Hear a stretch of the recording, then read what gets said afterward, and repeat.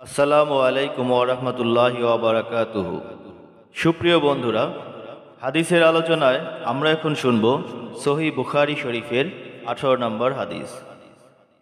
বিসমিল্লাহির রহমানির রহিম।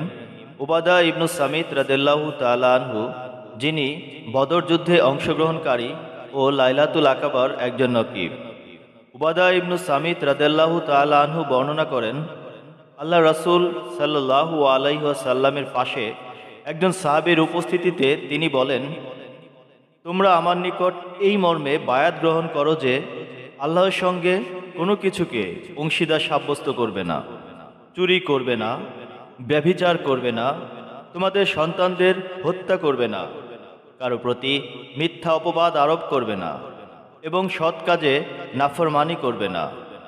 তোমাদের মধ্যে যে তা পূর্ণ করবে তার পুরস্কার আল্লাহর নিকট রয়েছে। আর কেউ এর কোনো একটিতে লিপ্ত হলে এবং দুনিয়াতে তার শাস্তি পেয়ে গেলে তবে তা হবে তার জন্য কাফফারা। আর কেউ এর কোনো একটিতে লিপ্ত হয়ে পড়লে এবং আল্লাহ তা অপ্রকাশিত রাখলে তবে তা আল্লাহর ইচ্ছাধীন। তিনি যদি চান তাকে মার্জনা করবেন, আর যদি চান তাকে শাস্তি প্রদান করবেন। আমরা এর উপর বায়াত গ্রহণ করলাম।